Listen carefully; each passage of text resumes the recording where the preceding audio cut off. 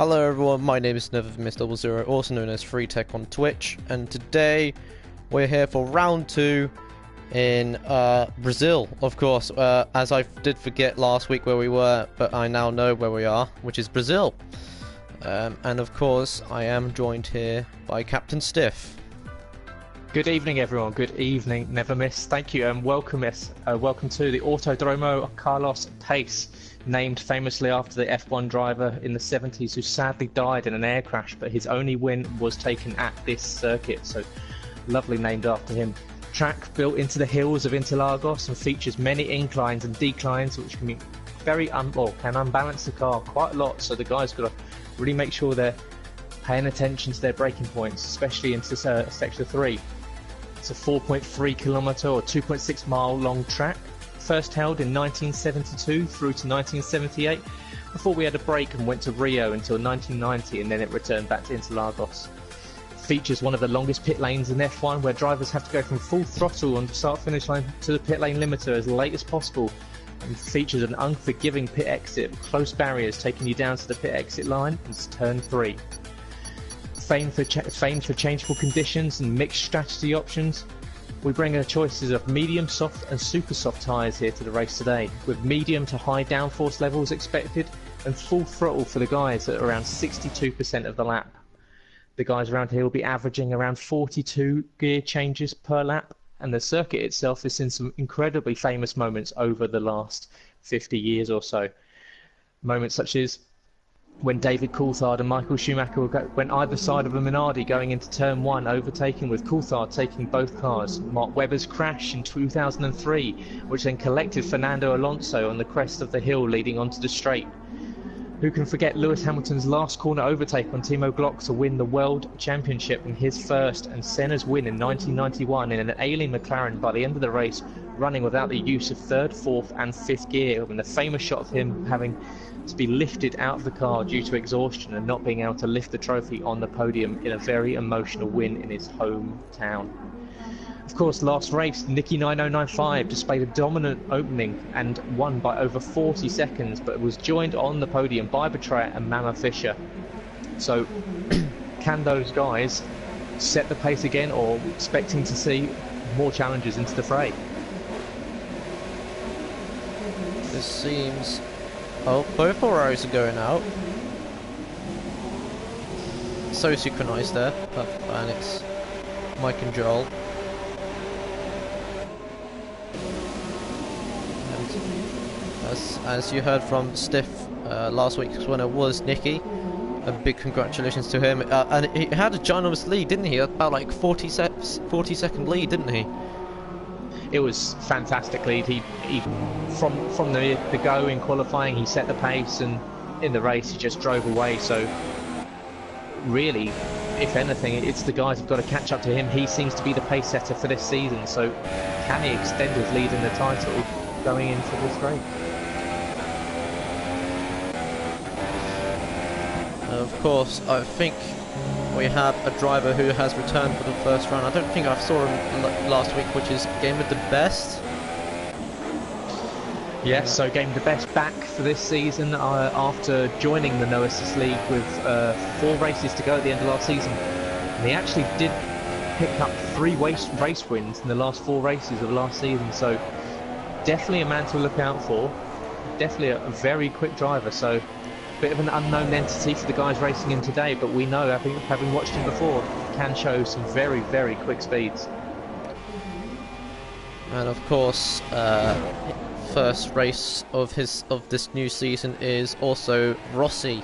As you may saw him in the pre-season in Russia. I think he crashed out in the Haas car, I think, and I don't know what happened in Australia. I don't think he was in Australia, but I didn't see him in Mexico last week.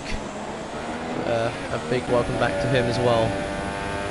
Rossi himself actually just flicking over onto his feet, and he'd actually lost it, dropped it into sector 3 coming into the last few corners, and lost it again on the second to last corner, so he's going to have some burning hot tyres and he's going to be losing a lot of the grip. He's going to have to crawl up the hill as he gets to the start finish line and hope to not light up those tyres too much, because that can ruin essentially one pair of tyres.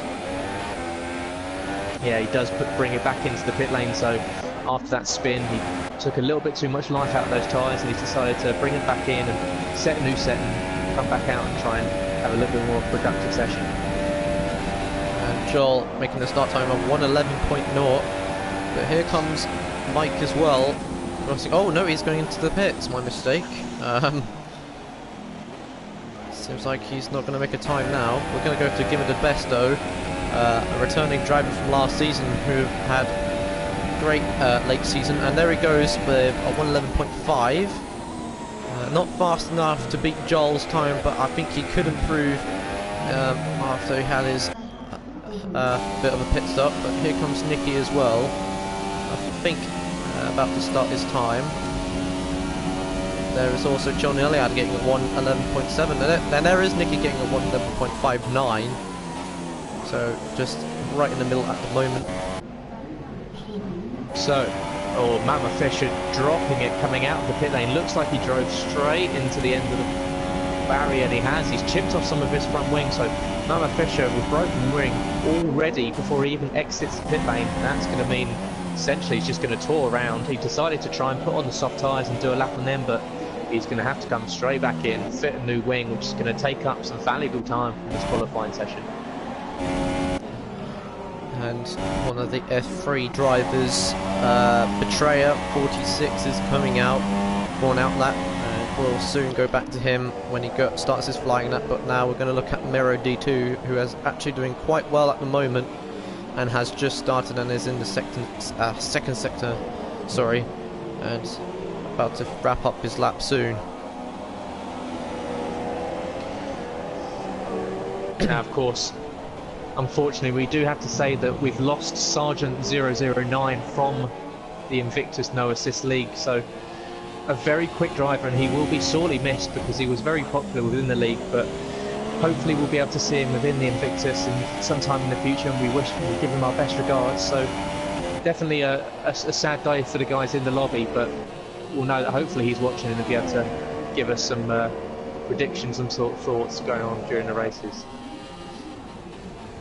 And as you can see there, a 1:12 for Miro D2, and of course I forgot to say Craig is up to second place with a 1:11.4. Great lap time there by him. And now we're going to look at Betrayer, the F3 driver, well, the top F3 driver who's doing no assists, and see how he does.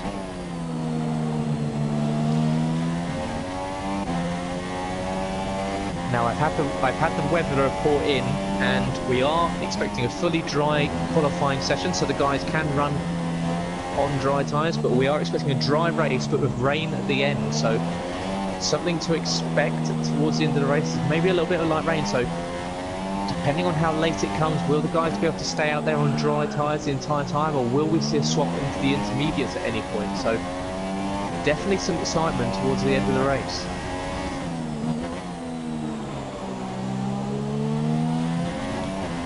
So we'll see anyone on a fast lap. Mero just coming across the line now.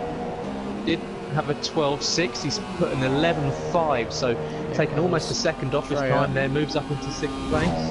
Wow. A great time by Betrayer there, 1:11.1, but still hasn't beaten Joel yet. And we're still waiting for 3 drivers to make their time, but we hope to see from them soon. But it seems they're not coming out yet.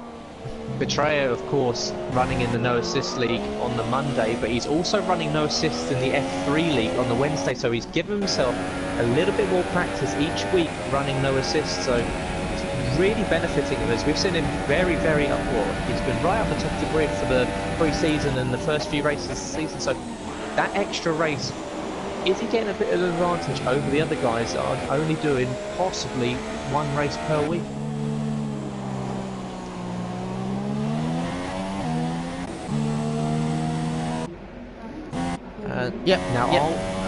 Mama Fisher has come out for an outlap and about to go into sector 3 in the outlap as well, and about to start his lap soon.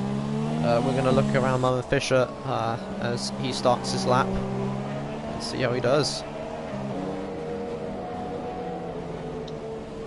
Mike comes out of the pits, so he's yet to set a time. So Mike on the super soft tyres will be going around and hopefully will set himself a nice time. Make sure he doesn't cross that white line there. Obviously you will get a penalty if you cross the white line before the end of it. Will we see anyone drop in 110s? I'll just say this, but from my own personal experience on this track last season, when the second half started, the only thing you need to look out for is the first few corners here in Brazil, as they might put you off to get an invalid lap time or penalties in the race for track extending, which is very difficult from my point of view, and it's very very difficult to get used to as well.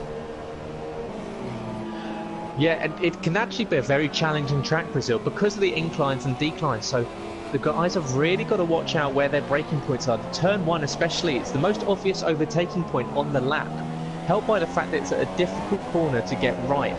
But it's preceded by a long straight, so the entry speeds are very high, and it's very easy to outbrake yourself because the track drops away abruptly on the apex. So it's very easy to launch yourself down, especially to take the inside line. But you've got to watch out, because as soon as you kick that car to the left, you just unbalance it slightly. It's very easy to get a little bit of oversteer and just turn. We've seen many cars bury themselves into the barrier on the left-hand side immediately after turn 1. Here's Mama Fisher. Oh, not doing a good time, but it's not good enough. Going up to 9th place. We're going to look at Mike, who's going through his lap right now, and hopefully is going to do well. Oh, and just popped in my head about last week's stream. There has been a bit of some complaints about what happened last week, and I do apologise. My internet was a bit loopy, so I had a bit of connection problems on my side. But hopefully that was just a one-off, because it always happens first round, which is quite weird. But oh, and here's Mike, and I can't see because there's a message on my PS4, and he's gone up to 3rd place. Mike's at an 11.3, so great lap there from Mike. As we were saying in the first race, he's a very quick driver. He hooks up a lap every now and then that it really puts him up the top of the ground, but his consistency throughout the races, you see him quite a few times just outbraking himself every now and then. So, of course, we do lose Nicky 9095. So, where was that? He did. It's from the pit lane, so Nicky 9095 deciding to retire in the pit lane. He's happy with the 11.4, so it's around mid-table, so it's not the end of the world. I just realised Joel has extended his time on pole to 1:10. A brilliant time there by Joel. And the Indica light Betrayer is just going into the 3rd sector now. He has enough fuel for another lap. Of course, these guys. See, Mama Fisher putting the soft tyres on. So, is that a tactical choice? So, is he thinking that he can start the race on those soft tyres and run until when the rain comes, compared to the guys on the super softs that might have to change before the rain comes? Here comes Betrayer coming through. Not enough. It's not enough. He does the Betrayer there stays with the 1:11.1, so still a great position there. 2nd place on the grid is a great position here in Brazil, because you do get that run down into turn 1. Oh, Game of the best. A great return on the pole. Stealing pole from Job for 1:10.8, I think. But there is also Rossi, who's around on the track as well, making his final lap as well. But game at the best, slightly wide, stealing that pole position from Joel. A brilliant lap by him. But here comes Rossi into the final corner, and here he comes crossing the line. Looks like it will beat his time. It does beat his previous time. Where did it put him? It puts him in 7th place, so he moves up 3 positions. Crazy qualifying. A great final lap from Game of the Best. That is so close. 0.060 milliseconds. So that is crazy. Game of the Best takes pole by 0.06 of a second to Joel.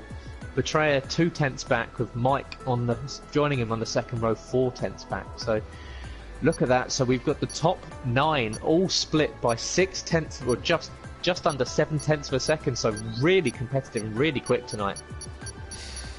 Well, it's Brazil, and Brazil is always a great, crazy circuit, in my opinion. So, yeah, and out of the F1 picture, I actually raced a Gran Turismo on Saturday, and I managed to win, which is great. And that was in Brazil. That's also up on YouTube if you want to see it. So, it's a great circuit. It is indeed very fun. You can tell if the guys around here drive, if they're very confident, you'll see them using the curbs around the track, because you gain that little bit of advantage. The curbs around here are quite grippy. They're not particularly bumpy or lumpy anywhere, so you can run out over the curbs, especially down through the center S's through turn 1 and 2. If you can kiss the curbs, you can get a bit of a drive over them. As long as you keep 2 of those wheels inside them, you can get quite a nice drive, and that'll take you through onto the second DRS straight. yes. Oh, excuse me. Sorry, I was trying to talk then, but my throat went. But yeah, this track is amazing. Apparently, the second last track in the 2017 calendar and the 2018 calendar, which is, well, this season, of course, in the real calendar.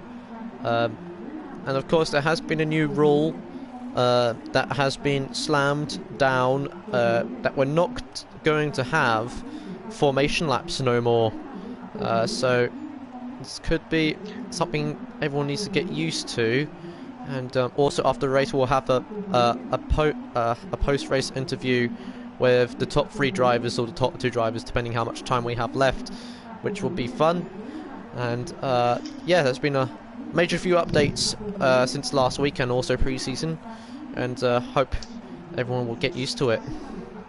Yes, of course. Unfortunately, due to the fact that a glitch in the system has plagued F1 2017, unfortunately, is that the formation lap has to be, occasionally it does revert people's setups to the stock neutral setup. So it's been switched off just in precaution of that happening to anyone, because I believe that it did affect one of the F1 or F2 leagues last week in Mexico. So it's been turned off as a precaution for everyone, which makes sure that everyone's setup that they've got, which around this track can be very important, because it can be, like I said, it can be very bumpy with the ups and downs, to make sure that you've got a nice stiff setup that will make sure that you're nice and smooth throughout the corners. Indeed. And it looks like everyone's ready, and the admin, Nikki, the admin of this race, Nikki, is ready, which is the signal for everyone else to get ready, as we now have 20 seconds till race start. This is going to be very exciting. Of course, it's Brazil. I mean, what are we waiting for? Anything could happen. This is the second round, of course, and it could be anyone could be a winner. Anyone could be the world champion still, and anyone could be the constructor champion.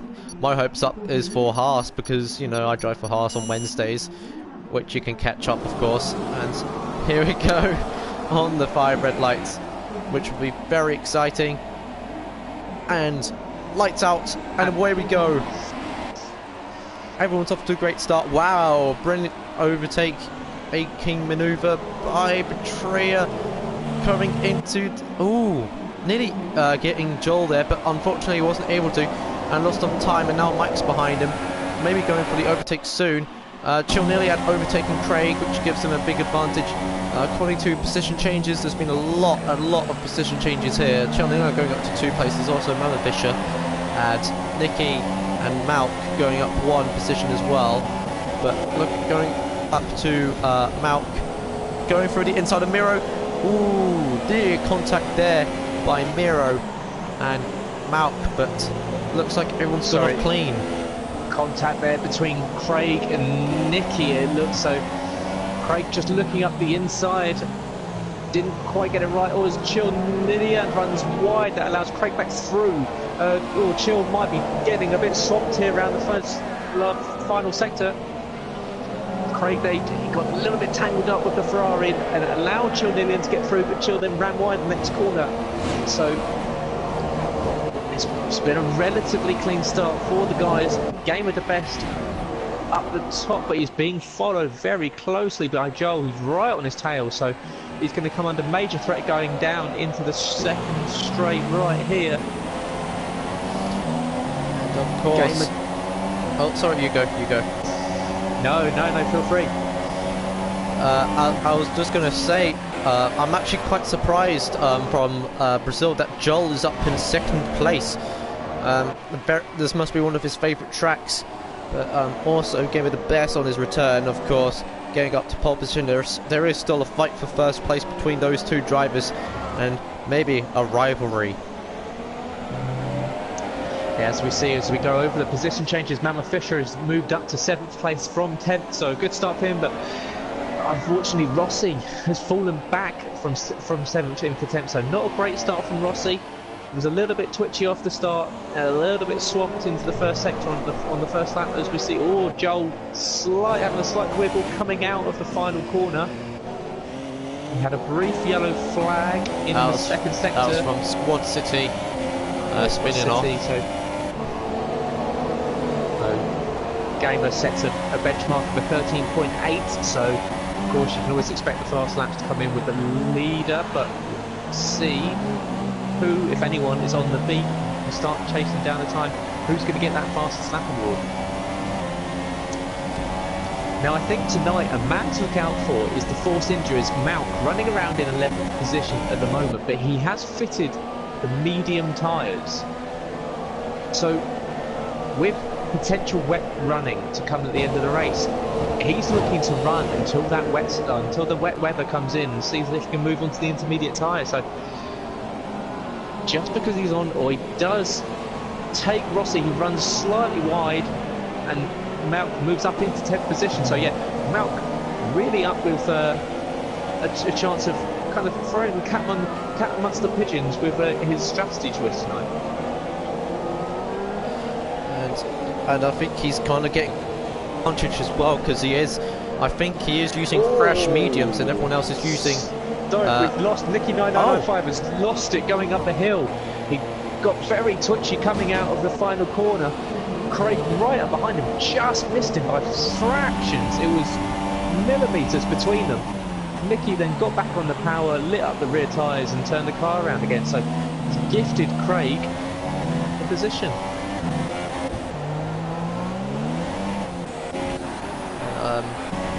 Seems Craig is still fighting with Nicky and Joel fighting with Gabe of the Best. Also, John Iliad fight. Well, I think there's a ginormous train going on from Mother Fisher to Malk. There's a bit of a train for 6th place as Mother Fisher's struggling on the soft tyres, and of course Malk has most of the advantage as he has fresh medium tyres and everyone's using worn out super softs, which they'll have to change in the next maybe 6 to 7 laps. I don't know how many laps they might go on for, depending how worn out they are. And oh, Craig has gone down. So Craig losing it in the second sector. It's going to drop him right down at Uzi. Yeah, he's very warm tyre. So like we said before, this track here is very unforgiving. It unbalances the cars very, very easily. And I do think, as he loses it into the last corner, those rear tyres are going to be screaming. And I think before it might have been Mike that lost it in front of him, not Nicky. As I was looking at one of them, but yeah, it looked like it was Mike in the Ferrari. But unfortunate for Craig, drops from a really competitive 5th place right down to the back of the grid, and it's going to be really tricky for him to catch back up. I just saw a great overtaking manoeuvre by Chil Iliad overtaking Miro, but it looks like Johnny had gone wide, and Miro's taking it back and saying thank you very much, I'll have that back. But Johnny still has a chance to get that position back as he just keeps being consistent and tries not to spin off like other drivers has. And of course Joel's still fighting. Keep fighting, Joel. Only 0.2 of a second behind Gamer, so really following him very closely, keeping Gamer on his toes. just looking here at Mama Fisher moving up from 7th into 5th now. So Mama Fisher on those soft tyres moving up. Oh, as Mero makes a mistake, he's going to make a move. Chill back through. The Chill making the move done before we even get to the DRS straight. But luckily for Mero, he got it wrong so early into the corner. He managed to get DRS onto the main straight, and he's going to go down the inside of Chill, but just kicks the rear end out a little bit. There's a fight between Joel and Gamer as well. They're so close. Joel's going to try and go through the inside, but Gamer's going to try and resist as Joel is still trying to overtake. But it looks like he broke a bit too harshly there in that corner, and Gamer takes the advantage and goes ahead of him once more. But it's very close, a bit of a slip there for Joel, but manages to grip on and continue the race to fight for first place. So just looking again, Malk moving up into 8th place on those medium tyres, so nice progression there. He's only 0.4 of a second behind Mero, so he's definitely a man on the move, the same as Mama Fisher, so both of them on the harder tyres compared to the guys running around on the super softs, making steady progress. And also, as you can see on the screen right now, Malk, Malk is the one who has the second most position changes with 4, and Mama Fisher is ahead. Joel and Gamer fighting down through the centre S's. Joel very briefly into turn 1 got him, but Gamer just hung him around the outside going into turn 2, and this is bringing Betrayer right into the fight. So Betrayer now right up between, so we have got a 3-car battle for first place. A 3 constructor car battle, I should say, as well, because we have a Sauber, a Ferrari and a Red Bull. To make things a bit more unrealistic, a Sauber in first place? Never. I don't know, in this season with Charles Leclerc driving it, it feels like the moment he could be doing anything, unless his brakes aren't failing like they did yesterday. Yes. Joel getting very twitchy coming out of the 2nd sector into the 3rd sector. He's lost a little bit of time. He's dropped back to 7/10 of a second behind Gamer, so he's still within DRS. But it's going to let Betrayer, he's going to see that happening, and he's going to think, you know what? If you're going to keep twitching, I'm just going to keep coming behind you, and eventually I'm going to get you down the main straight. And of course, Joel's and Betrayer's DRS is activated as well in the DRS zone. And Joel going a tiny bit wide there, but getting apexing. Also again DRS enabled for here, but no DRS for Betrayer as he is more than a second behind. Joel just having a look at Gamer there, just pulling out, just letting Gamer know that he's there, just seeing if he will look in his mirrors for a split second too long and outbrake himself. So Joel right back up to the gearbox as we've got a yellow in sector 1. It looks to be Squat City who's dropped it coming down through the centre S's in the 1st and 2nd corner. So like what I was saying, coming into that 1st corner, it's very easy on the apex. It does drop away, so in your braking point, if you start turning before you've got out of your braking point, it unbalances the car and you'll find yourself. Luckily it looks for Squat, it looks like he hasn't lost too much of his front wing as he does run wide going into the next corner. So once again, it looks like it's going to be another tricky race for Squat City. Malk. Oh, wait, going up to Malk. Malk is catching up on Miro D2 for 8th place. A great sight to see, and then maybe another position for Malk to gain up and get more points, but looks like Miro seems to be defend. Oh! Miro nearly hitting the front of Malk by taking a late decision by going into the pits. Yeah, making an early pit stop here. So lap 9, is he going to move on to the? So he moves on to the soft tyres. So is this a tactical decision to try and run the softs until the wet part of the race? So he had to start on those super softs because he qualified within the top 10. So is he going to try and run long and try and make it? Depends. Weather does say that we're expecting rain by the end of the race. Depends how early it's going to come. So sorry to interrupt, but I just saw a great move by Rossi on Chill Niliad.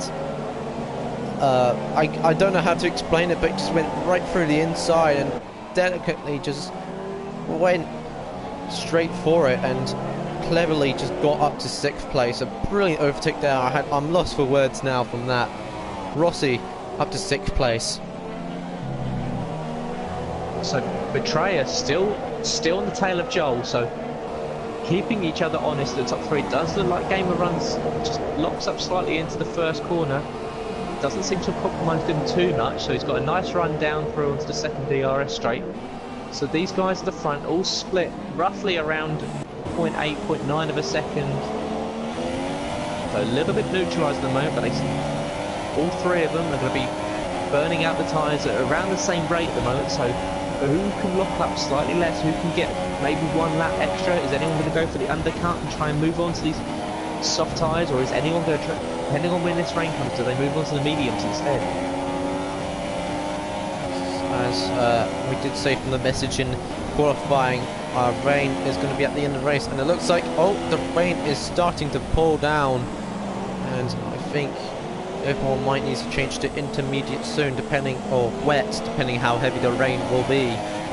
So the harder tyres, they will last longer on slightly damper tracks, so the guys running around on, especially Mount running on those mediums, the harder tyres do seem to work a little bit better in colder temperatures, so the guys on the super softs you'll see will start to struggle a lot earlier than people such as Mama Fisher, Mero and Mount.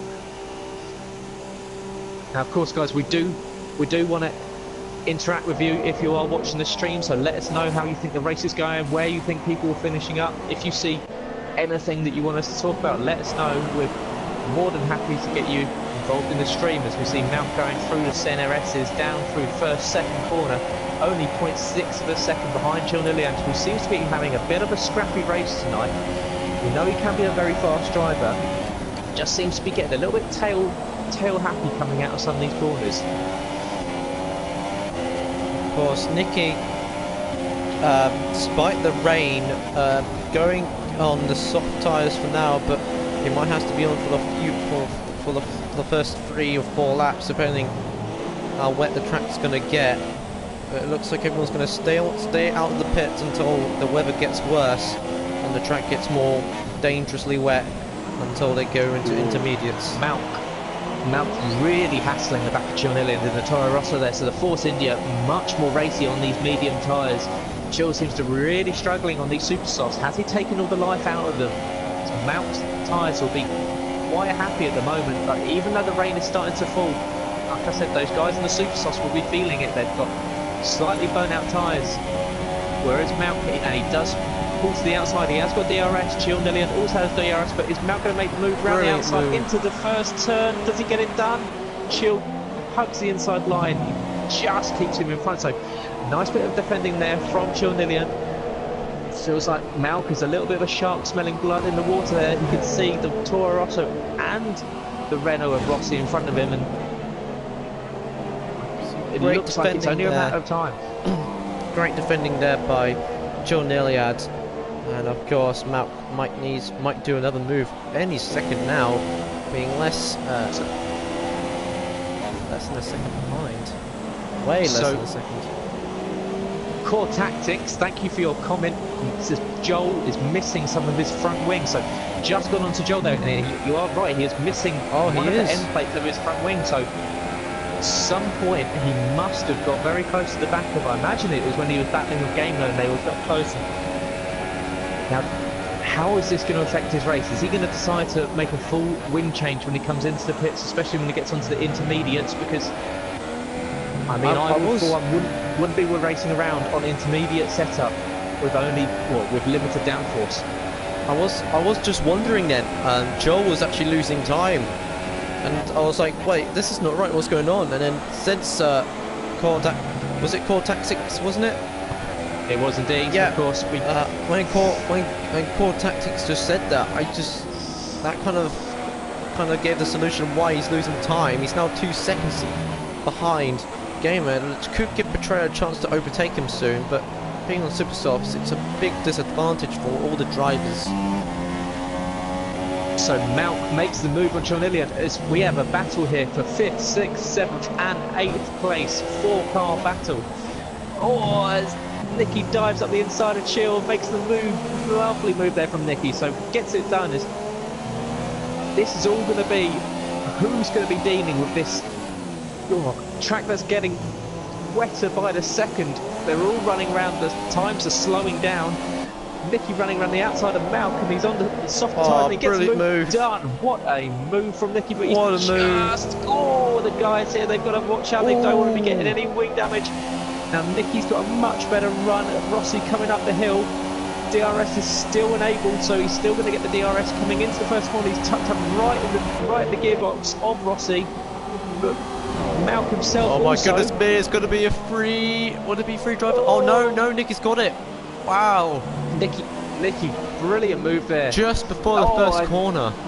Rossi completely unbalanced into the first corner wasn't on the right line at all.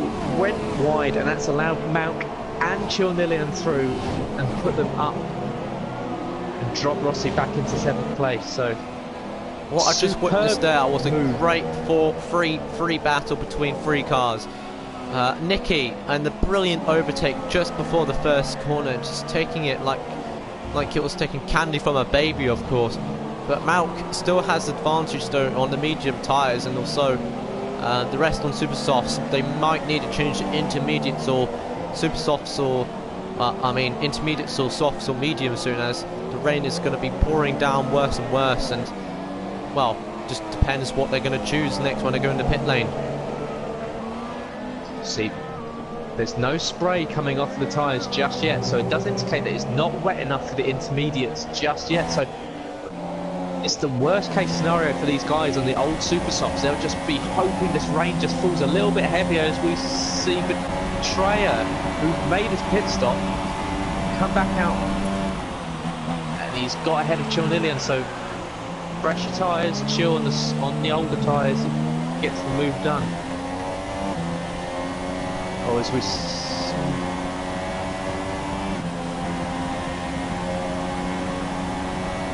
so thank you very much to Jamie6328 in the comments, says Rossi has a front right hand puncture, and he does. So oh dear, real unfortunate there for Rossi. Not what he wants to do at all. A good shout out there.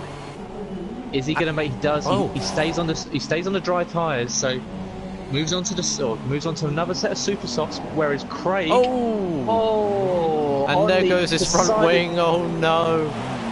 So that is not how. Oh no. It's not what we want to see. So Craig, unfortunately, disqualified from session.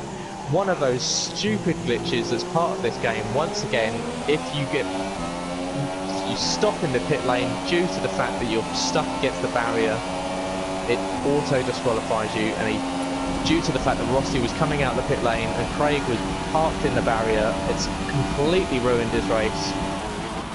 And that's not what we want to see. It's really unfortunate there for Craig. He will be absolutely livid. That is something they seriously need to fix in F1 2018, of course, because that is also, there's already been gameplay of it already, and also the pre-order is now available. Mama Fisher, he's the next one out on the intermediates. Chilnillian also makes the move onto the intermediates, so very, very tentative coming out of the pit lane. It's right on the edge here. We're getting a little bit of spray coming off the rear tyre, so it still might be swinging in the way of the dry tyres for maybe 1 or 2 more laps. We're not seeing a particularly wet track yet. Mama Fisher's struggling a little bit just to get those. He's going to struggle to get those tyres working. He needs the track to be a little bit home. He's not going to have any front grip. Just realised to myself, I think Chilnillian has lost a lot of time, because they're both Toro Rossos and they're both changing to intermediates. They must have done something. Something must have happened. But Mama Fisher was ahead. The Chill very, very slow on his outlap from the pit lane. So is he going to try and just kind of get around these first few laps on the inters and just hope that it gets a lot wetter, a lot quicker, because he is losing quite a bit of time to the guys that are still on the dry tyres, that even though their times are slow, they're still getting relatively quick times out of them. I think Miro is the technically 4th driver to go in intermediates, and I think he is, and yes, he is indeed. going into intermediates, and there's a bit of a glitch there in that pit lane camera, which I really hate seeing because it freaks me out. So this gamer still running around on the super softs that he set the pole lap on. So currently on 17 race laps, and also, well, it would be 3 laps of an out lap, of full speed lap, and an in lap beforehand. So essentially 20 lap old super soft tyres. So is he going to dive into the pits? He does. So the race leader dives in. Surely he's going to move on to the intermediate tyres. It looks like it's starting to rain a bit heavier now. So Nicky and Petrea, Nicky and Petrea staying out, and also Malk also. So Malk's tyres, the medium tyres, harder compound, they will be working slightly better because they can work out on the colder surfaces. Still very, very touchy.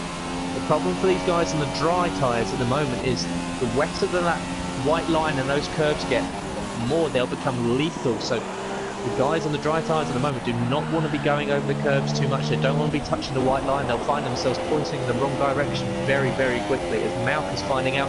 Malk, who obviously has moved up into 3rd place, so the man to watch, who started on the mediums.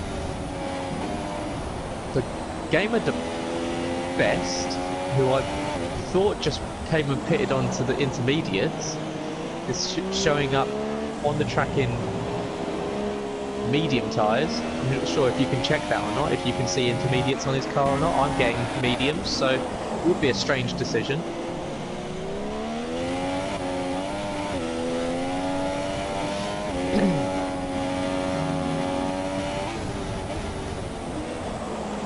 So Nicky leading the race in the McLaren. Does he make the pit stop this lap round? No, he doesn't, so he stays out again. I swear, these drivers are very, very tough. Staying on dry tyres in the rain. Very brave. So, is Betrayer just waiting for Nicky? Is Betrayer going to try and just sit behind and try and mimic what he does? But Betrayer obviously on the slightly softer compound tyres, so it's going to be harder for him to keep up, especially on in the wet conditions. But is he just going to try and wait to see if Nicky dives in and follow him? I do see Spray coming out of Game of the Best's car, mediums. This could be a thing he should be aware of.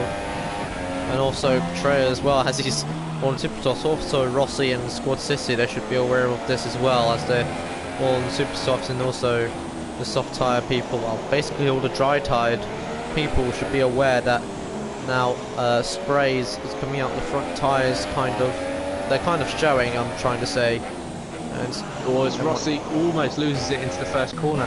See, the tricky position here that the drivers are in is that even though the track is starting to get slicker and it's starting to get wetter, DRS still hasn't been disabled yet. So the race stewards still feeling they're setting times on the dry tyres that are quick enough for the dry tyres to be effective. So the guys that have made the move onto the intermediates, they're going to be getting DRS, but they're not going to be getting the same amount of grip as they would be if they were still on dry tyres, especially on the harder, medium or soft compound. So a very tricky position for everyone to be in. It's very interesting to see. So Gamer the Best deciding to move on to the medium tyres and stay out, and he's catching Malk, and he looks like he's going to make the move on Malk, who's on the older medium tyres. He's tucked right up behind. He's taken to the outside. Does he get the move done? Does Malk let him go? Perfectly done. Yeah, Malk, it looks like Malk just let him go. They decided not to fight him. They decided maybe this isn't his race, but we've lost Malk. Malk is on. Oh no! I did see him lose a bit there in that corner as well. He was offline due to the fact that Gamer was coming through and just dropped it, and that's allowed Joel to move back up into 4th position.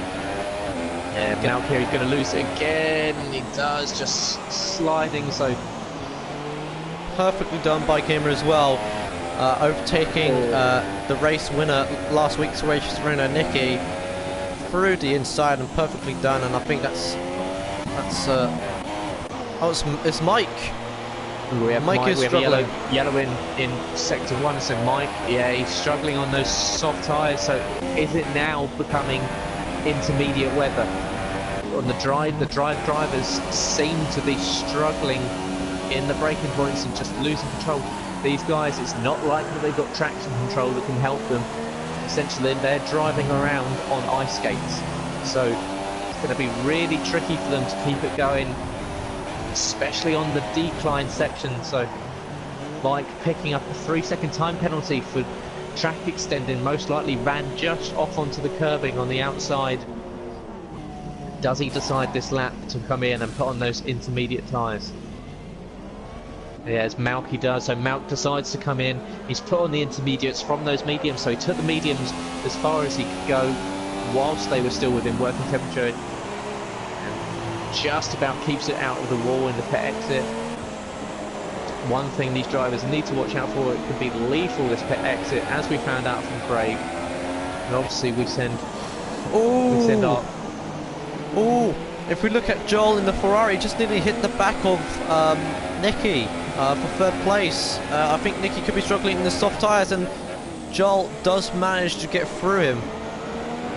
Gets the job into done. The nearly last corner. I always have, my stomach always crumbles when he really slips off that corner there.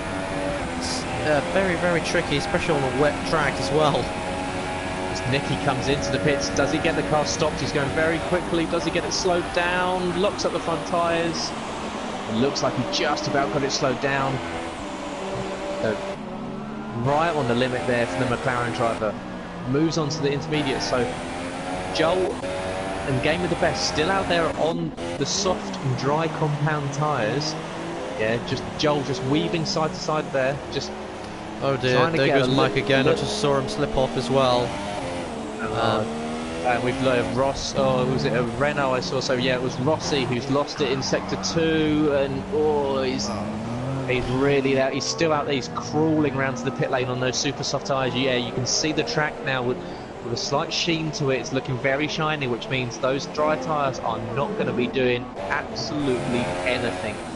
Except for Game of the Best, of course, because Game of the Best is actually using the medium tyres like ice skates and skidding around as an advantage. Surely this is the lap where you can see the rain coming down. So yeah, the rain's starting to get much heavier. The cloud covers come over. Yeah, Game of the Best really tentative into the final corner. Oh, you can hear him really struggle to put the power down. Yeah, so thank you, Jamie. He says DRS has just been disabled, so that's it. We've decided, or the race stewards have decided, no longer can they be out there. Oh, does Gamer get it stopped? Gee, that was close. Just gets it stopped in front of Mike. Looks like Mike might have slightly ghosted there, so might have been a little bit lucky for the Sauber driver. That could have been the worst case scenario. So Gamer and Joel, both of them do come in and put the intermediate tyres on. But as you can see, due to them losing so much time, Betrayer 46 has taken the lead. And that's a great thing to see, and I think the rain is actually hammering down. I might have to go on wet tyres soon as well, depending how bad this goes. Betrayer has pulled out a monumental lead due to pitting onto those intermediate tyres 2 laps earlier, and I think the guys on the soft tyres just took it maybe 1 lap, 2 laps too long, and they lost, or must have lost around 30 seconds as well. Betrayer even struggling to get around on the intermediate. So yeah, the rain really starting to fall here. Potentially we might be moving into full wet conditions if it continues. As we know, Squad City going into wets. Yeah, so he does. So let's watch him try and get out of that pit lane. Is it wet enough for those wet tyres? Like, as we know, the full wets need to move a lot of water to be. Yes, just about gets it around that first turn. The full wets need to move a lot of water to work properly. That's why the intermediates are such an effective tyre, is they can work quite nicely between the wet conditions and the slightly dry to wet conditions. We see a lot of puddles forming.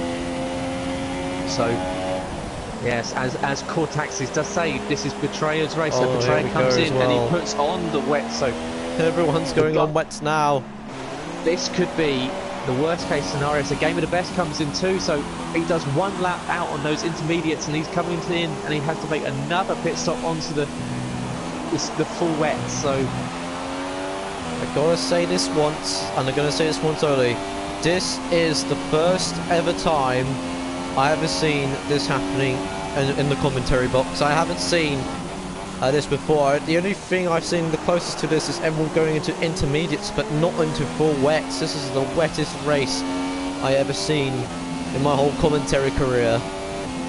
So the nightmare there for Joel and for Gamer is that if they'd stuck it out, well, they wouldn't have been able to stick it out on the dry tyres one more lap. But if they decided to put on the full wets instead of the intermediates, they could have brought themselves right back into contention. But like Core Tactics says, this is Betrayer's race to lose. He is going to be right up there. So Nicky behind him only by a second, but I believe you'll see Nicky dive into the pits this lap as Mero does there, and I think we'll see the rest of the grid moving on to the full wets. I haven't seen a wet race like this before. Too bad that red flag is not in this game. We should call the race off, to be honest. I mean, red flag conditions as trainers.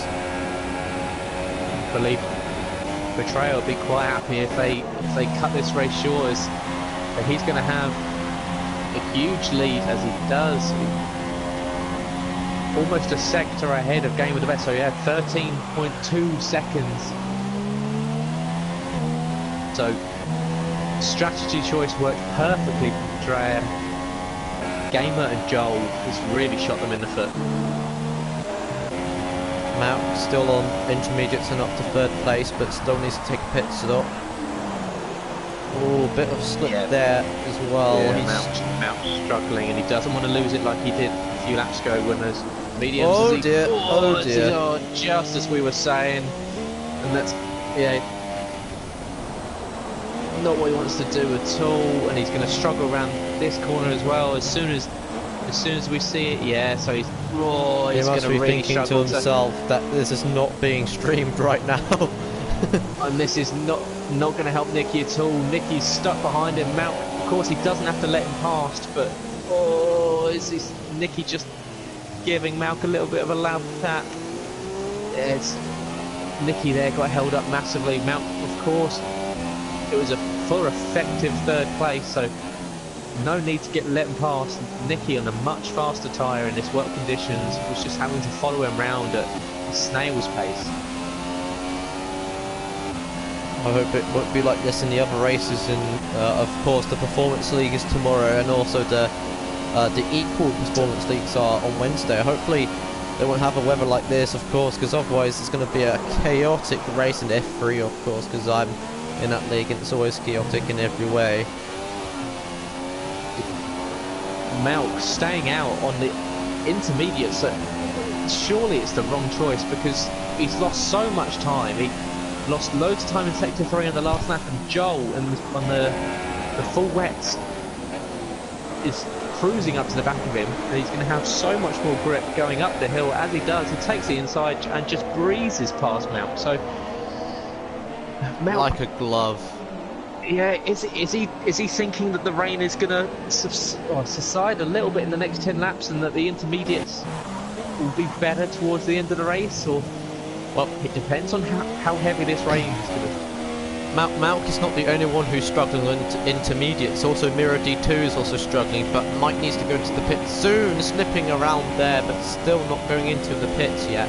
This could give a chance for Rossi to overtake him. He is only 7 seconds behind Miro, but anything could happen as he just slips around the first corner and manages to control everything, and just unbelievably controlling the turns there, especially on intermediate tyres, as you can see on my screen right now.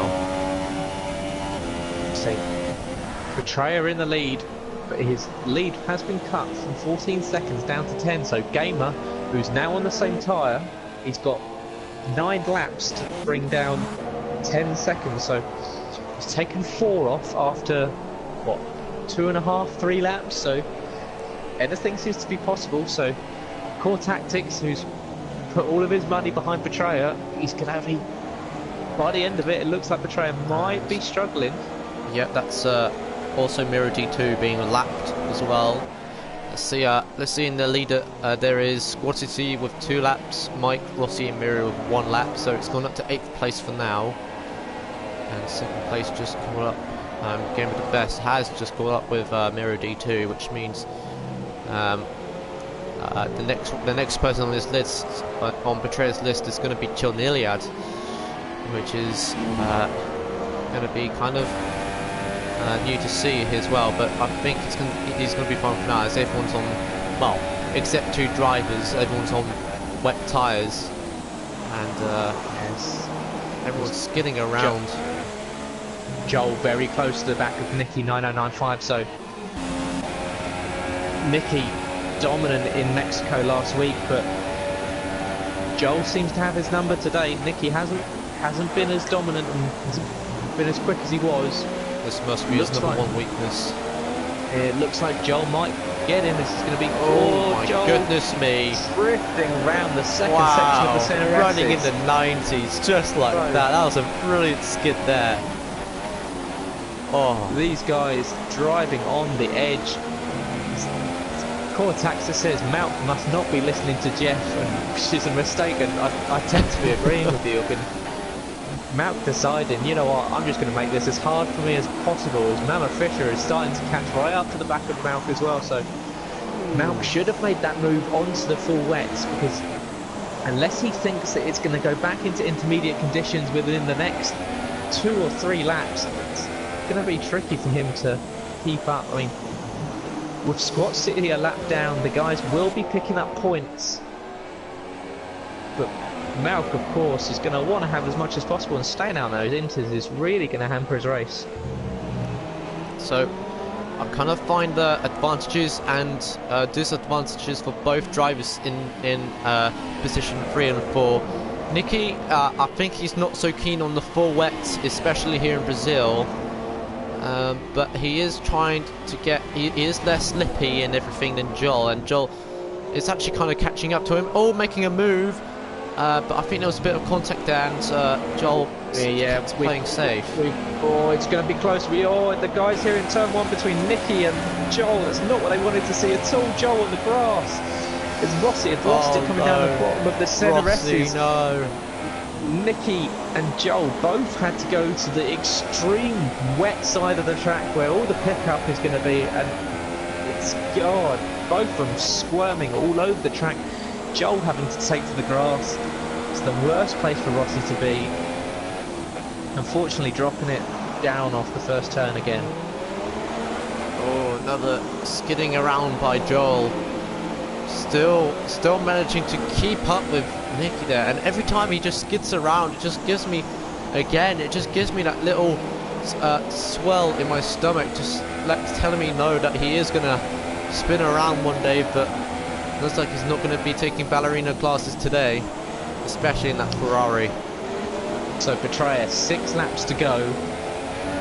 Game of the Best has cut his lead down to 8 seconds, so he's taken just, well, 2 seconds now out of him over that last lap and a half, so he's going to get mighty close by the end of this race. To who can take, do we get down to a last lap drive for the win? He makes a move, and a brilliant move by Joel there in the first corner.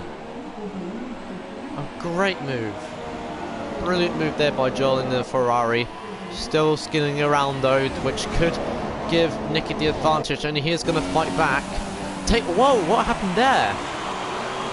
Joel just broke very, very early and gave Nicky the position back, and seems like he wants to continue the fight between those 2 drivers. Gee whiz. Game of the Best taking another 9/10 of a second out of Betrayer this lap, so the lead once again coming down as Joel just gets it locked up just behind. We've got a yellow in sector 2 and the Scott Sitter, he's lost it in sector 2. He doesn't want to reverse into the track in front of Mero and Rossi as he retires on track, so not ideal to be retiring on track for Scott City can affect the race.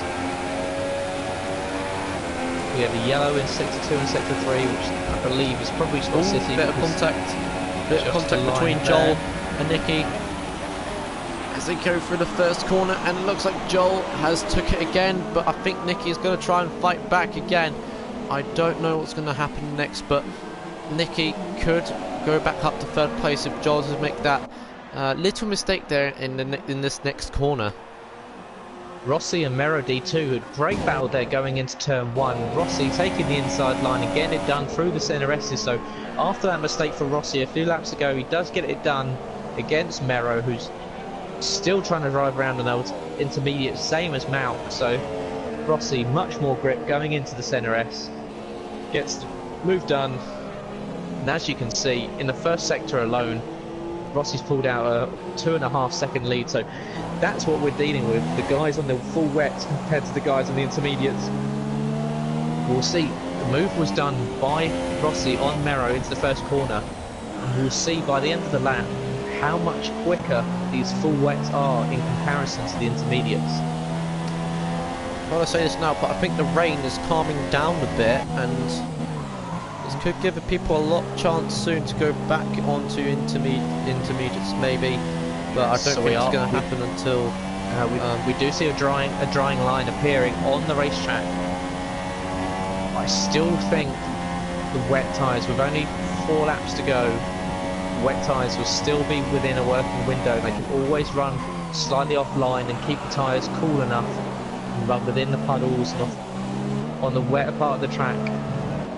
Yeah, so Rossi with 2.5 second lead. So yeah, so the wet tyres just about quicker at the moment. He pulled out 2.5 seconds over the first sector.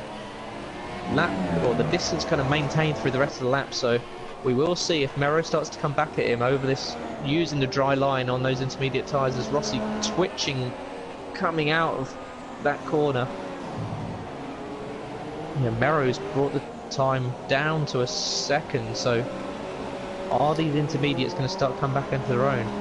Mike into the pits as well. Sorry to interrupt there, but Mike into pits going back into intermediates, so using the advantage. It seems like everyone else is going back into intermediate tyres as well. Joel sliding around still in the wet tyres, but I think everyone is changing back into intermediates, and the weather is getting more dry, which is great to see. I think that especially the guys at the top, Petraea and Gamer the best, Petraea knew that Gamer was chasing him down on those wet tyres, and he thought, you know, try and get the jump on him and put intermediates back on. Gamer the best just mimicked him and just followed him, and the battle is now down to 2.4 seconds with 3 laps to go. So Petraea, who looked like he had the race sewn up about 15 laps ago, is going to come under real threat from the Sauber driver. Of course, there are other fights going on around the track. Children Iliad not so far behind Mother Fisher, and they're both on wet tyres. I don't know what's going to happen between those Torossos, so they might have to communicate to go who will go into the pits first and who will go in the next lap, as there was a bit of a fault when they both went into intermediates, and Children Iliad's gone down to that position, I think. Oh, it's Miro. Sorry about that. It was Mero Mero lost it coming up the hill, so and he's going to slide around again. So a lot, just burning those tyres out, and once you spin, you put a lot of heat into them, and putting your foot down again just makes it very, very twitchy, very sliding. Now what you can see is Malk, who decided to push through the full wet section of the race, stayed out in the intermediates. He's now down, or he does pick up a 3-second time penalty, but he's now down to only 3.3 seconds behind Chilnilian, who's running around on those full wets behind Mama Fisher. So the 2 Toro Rosso drivers are now within striking distance of Malk, who seems to amazingly made the perfect strategy choices throughout the entire race. So stayed on the medium tyres, got to the intermediates, and has used the intermediates, just about kept it on the racetrack, and he's going to be right up to the back of these 2 Toro Rossos who are battling, and we might see a famous Malk 3 in a bed going into the first corner. Yes, two Toro indeed. Rossos side by side. Does Mount pull to the inside, or does he just follow them? I think Malk is going to play it safe. Oh, there's been a spin! Oh, And the that's two 2-0 Toro Iliad. Rosso drivers Oh, dear taking me. each other out into the first corner. So, worst case scenario there for the Toro Rosso team. Two teammates clash. Number one rule of racing: do not take out your teammate. The two teammates battle into the first corner, and this is going to let the Force India has just made his job 50% easier. Here comes Malk, actually right behind Motherfisher on the full wets, which gives Malk a bit of advantage, but there is a bit of a disadvantage on his side as he is using used, worn out intermediates. Malk takes the inside line, gets the position done, moves up into fifth, so 7th to 5th in one lap from Malk. Looks like it's going to be his finishing position, as long as he can keep it on the track. So Malk today, having started way down the grid, decided to be brave with his strategy. He's got it working slightly better than how Mero. He managed to keep on the track. He lost it a couple of times, and lucky enough didn't nick any of his front wing off, especially that time about 3 laps ago, 3-4 laps ago, when he put it into the barrier. As long as he can keep it on the track, he's going to pick up himself some lovely points in 5th position after a brilliant race. Now we go to the top. I don't know if you want to catch this on stream, Never Miss. First and second split by 1.3 seconds going into the final lap. So Betrayer coming around the final, coming into sector 3 on the penultimate lap. Gamer's got it down to 1.2, so 1.1, so the time is coming down. We're going to get onto the final straight, and we're going to have a second between first and second going into the final lap. Whoever wins this race will be my driver of the day. If Betrayer wins this, he will be my driver of the day here, as he has been doing extremely well, fighting from 3rd place and going up to 2 places to 1st. He's going to be my driver of the day in the bag there for him. A brilliant is fight going to be as well. a bag of nerves right now. He's going to know the Game of the Best is breathing right down his neck, and all he's got to do is keep it on the track. If he can keep it on the track, a second is still quite a lot to make up. They have got some traffic slightly up the road, so is that going to come into play as they come round? So as we saw in Monaco at the weekend, when Van Dorn came out ahead of Vettel and behind Ricciardo, is that going to make any changes, bring any moves? It's Betrayer nicely tight around that corner, and so they are getting very close to the Ferrari. Does he just pull to the side and let him past, or does he think he's going to get to the end of this lap and not make too much of a difference this battle? So they're right up behind him now. Betrayer, very close, 0.3 of a second, so we're going to go into the final corner. It's less than half a second. This is going to be like Bahrain all over again. Can Game with the Best get into the slipstream going up the final straight, and does he get it done? So how much of a slipstream is going to get? Betrayer's going to use the slipstream of the Ferrari, and he's going to get it done. He's going to move right into the slipstream. Wow, Betrayer uses the race and wins the race. So superb race there for Betrayer. 46 wins the race to Game with the Best by 0.2 of a second. So congratulations to the Red Bull driver there. Christian Horner on the pit wall will be absolutely delighted as we see Nicky 9095 just about coming into the 3rd sector. He looks like he's going to tie up 3rd position and another podium position for him, so looking to keep that lead within the title race, which he will do very, very slightly. He's very just about keeping it in a straight line coming up the hill.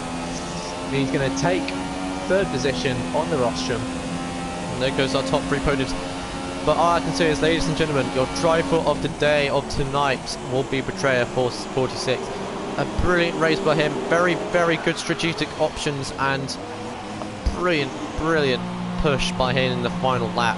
So close as well.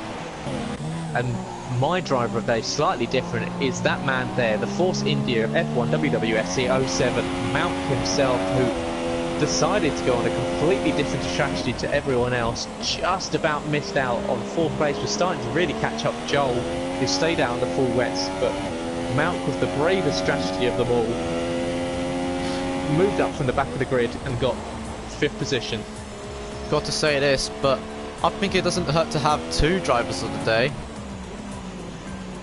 I don't disagree with that. It's today the guys did so well to keep it on the track, and with an exciting race like that, you can't really take it away from anyone. So there is Petrea, first place, winner of the Brazilian Grand Prix, his first win of the season. Nicky maybe still up there though, despite having a podium, but maybe still up there in third place. And also Game of the Best on second place on his return of this season. A very great race from everyone. But I think we're not done there yet. We still need to have an interview with one of those drivers if they have a microphone, of course. Yeah, hopefully we'll get Petrea in. It'll be a bit awkward. So as you see there, the final race results: Petrea 46 in first place, taking the win by 0.2 of a second to Game of the Best, with Nicky 9995 in third, Joel taking fourth with Malk in fifth, Shil Nilliand got it around, finished in sixth with Mama Fisher in seventh, Mero D2 finished in eighth with Rossi in ninth, Mike finished within the points in 10th with Squat City outside in 11th, and unfortunately we lost Craig and he DNF'd in 12th position. So, but yes, guys, what I can say, that is our first race of the week, so that is our No Assist League done and dusted. So we do have the Performance League coming up tomorrow, and on Wednesday we have our F1, F2 and F3 League. So if you are new to the stream, feel free to watch as many as possible, because if the races this week or anything like that, we've got an absolutely mega week in store for us.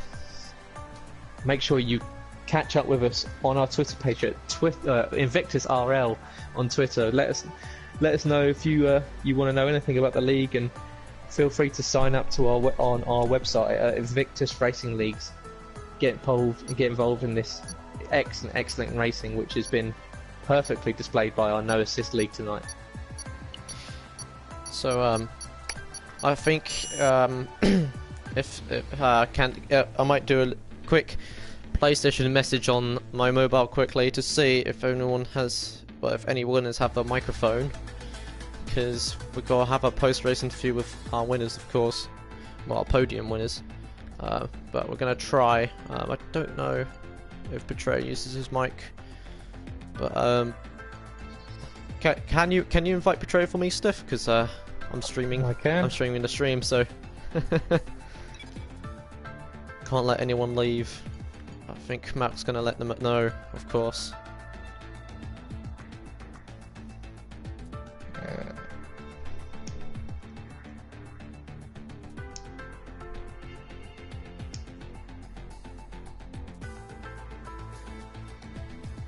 There we go.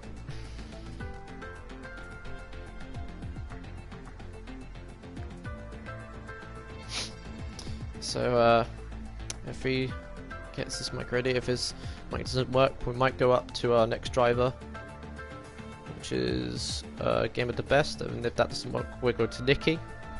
Of course, we'll go down the list. But it seems like mainly everyone's leaving slowly, so hopefully someone will join. Otherwise, we might have to end the stream early. That's no problem, don't worry guys, because we will speak to the driver. If we can't get them in the group tonight, we will speak to the drivers outside, and we'll get their opinions written up. Make sure you check on our website in the forum section. There will be a race write-up done that usually comes out around Wednesday or Thursday, so we'll make sure we get the drivers' opinions in there. But if the top three will not be able to speak, there is one who unfortunately had a bit of a pit stop mistake. Is Craig. I might want to have a little interview with him to say what happened. I mean, something happened there in the pit lane, and I think Craig's not happy about it. Which is so. Of course, next week we go to Singapore, so a street circuit, which also we know that there can be very changeable conditions there. The wet racing at night can. The guys I am there jumping for joy for Singapore. As Jolyon Palmer once says, you have to be careful in this street circuit. Definitely, we've seen thrills and spills there over the last few years, and within IRL, it's going to be incredibly tricky for some of these guys to keep it within those tight confines. Same as Monaco, could be The only benefit is there are a few, ever so slightly, a few extra overtaking opportunities, but still very close. You'll see those barriers just on either side of you, so really only too wide. Oh, too wide max. It's gone. Uh-oh. So it's fine, not a problem. So yeah, we will get a write-up of the drivers at the end of the race.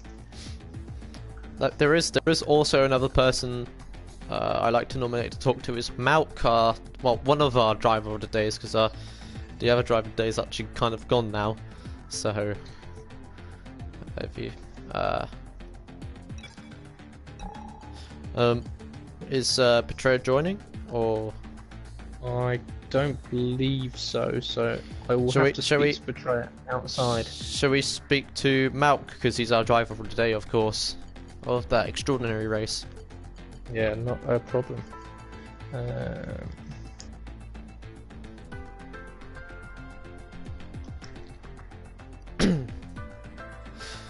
Ugh.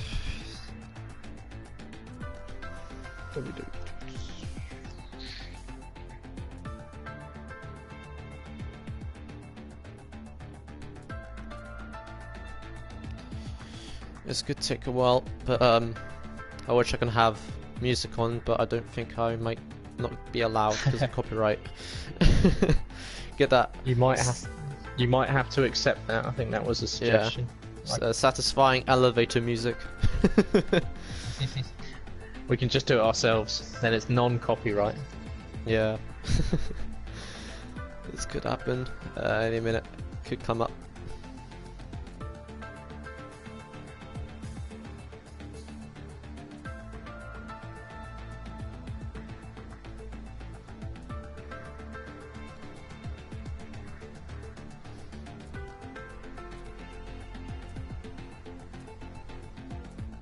Guys, if you want to look at the league, please go on our website. The tables and all the information about the calendar are up there. So if you want any more information about the leagues that we do offer and any of the race rules and procedures, then feel free to check out the website. That's where you'll find all the info. It gets updated pretty much the day after the race happens, so pretty easy for you to go on there and get as much info as possible. And of course, if you can, support us. We do have the Invictus Racing Shop, and we do have branded material that you can buy and get personalised with the IRL logo. So everything that you put in goes back towards making this league even bigger and even better with the way that we can, or what we can offer and what we can bring to the world of esport racing. So yeah, feel free to support us in any way that you can, but if it's just through a follow on any of our social media pages, that's more than enough for us. And also, there is exclusive shirts, I think, that's happening. There's a Chill Iliad shirt, I think, but I don't think if that's... I'm not sure if that's for only him, or that's exclusive to other drivers, but that's also a recommendation, a little bit of advertisement of exclusives. There's, I think there's Nick LJ Thompson, who just missed out the world title F2 last season by, I think, crashing out, in the British Grand Prix, but a great driver as well, and he is still in the F2 league. He would have been in the F1 league, but since we now have an F3, we're now so guys, extended. Support your favourite drivers. Of course, we've seen, especially in the F2 league from last season, one of the most competitive leagues throughout all of IRL. So Nick LJ Thompson, Meg Luppy, very, very quick drivers. So no fudge for you as well. Yeah, exactly. If you've got any favourites, feel free just to give them a follow on Twitter or give them a like, and we'll get more involved with them in the streams.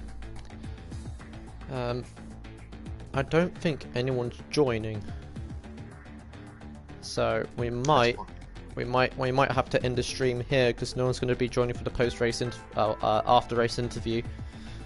So it seems like maybe next week, of course, in Singapore, because I like Singapore.